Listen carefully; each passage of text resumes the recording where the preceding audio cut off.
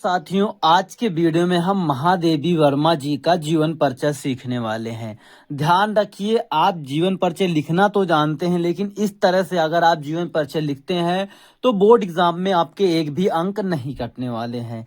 चलिए वीडियो को शुरू करते हैं। यदि आपको बोर्ड एग्जाम के किसी भी टॉपिक से कोई भी वीडियो चाहिए, किसी भी सब्जेक्ट से, तो आप कमेंट बॉक्स में बता सकते हैं और उसका तुरंत ही सॉल्यूशन पा सकते हैं।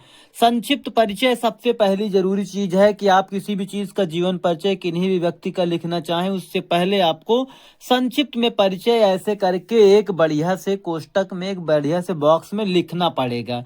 क्योंकि इससे क्या होता है, एग्जामिनर आपकी इन चीजों को देख कर ही आपके मार्क्स हैं उसको जज कर लेता, आपको कॉपी को जज कर लेता और आपको अच्छे अंक दे देता है। तो संक्षिप्त परिचय में आपको नाम लिखना है श्रीमती महादेवी वर्मा। पहला चीज तो नाम लिखना है। जन्म जन्म कब हुआ? 1907 ईस्वी में हुआ।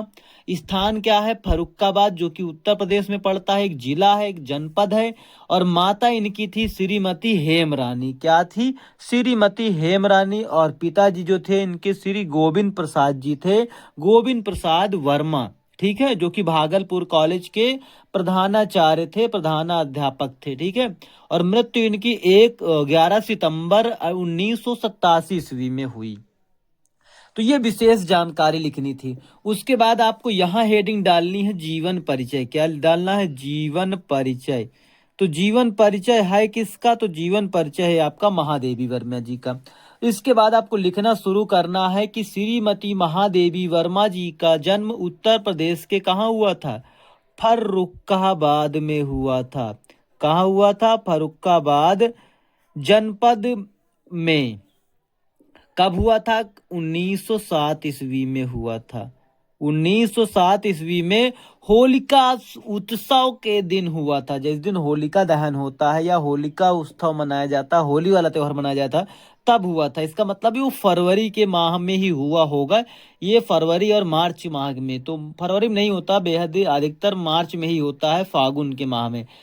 इनके पिता गोविंद प्रसाद वर्मा, इनके पिताजी का नाम गोविंद प्रसाद वर्मा, जो कि यहीं से पता चल रहा है, भागलपुर के कॉलेज में प्रधानाचार्य थे। मतलब वो एक प्रिंसिपल थे, अपने प्रधानाचार्य थे कॉलेज में, एक स्कूल में। और माता हेमरानी विदुषी थी, बहुत ज्यादा विद्वान महिला थी। ठीक है। तो विदुषी थी, धार्मिक धार्मिक स्वभाव की महिला थी, धार्मिक स्वभाव था उनका। इनकी प्रारंभिक शिक्षा इंदौर में और बाद में तथा उच्च शिक्षा प्रयाग के विश्वविद्यालय में हुई। ध्यान रखना, प्रारंभिक शिक्षा इन्होंने इंदौर में की, इंदौर जो कि इस समय एमपी का पार्ट है, मध्य प्रदेश का भाग है। और जो उच्च शिक्षा है वो प्रयाग मतलब वही प्रयागराज, जो आप जानते हैं, प्रयागराज इलाहाबाद। ठीक है, विश्वविद्यालय में हुई थी।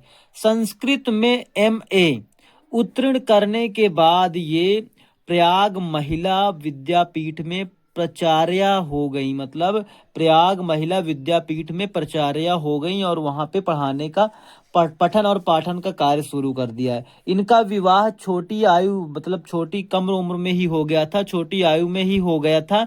इनके पति जो थे वो डॉक्टर थे। और वैचारिक साम्य न होने की वजह से, मतलब वैचारिक मतभेद नहीं हो रहा था, मिल नहीं रहा था, इस वजह से वो हमेशा अपने पति से, इस कारण से अपने पति से अलग रहती थी। कुछ समय बाद चांद नामक की इन्होंने पत्रिका संपादित की और लंबे समय तक इन्होंने इस पत्रिका को संपादित किया। पत्रिका का नाम है चांद। इसको आप काले पेन से लिख सकते हैं, इसमें कोई दिक्कत आपको नहीं होनी चाहिए। ठीक है। संपादित की।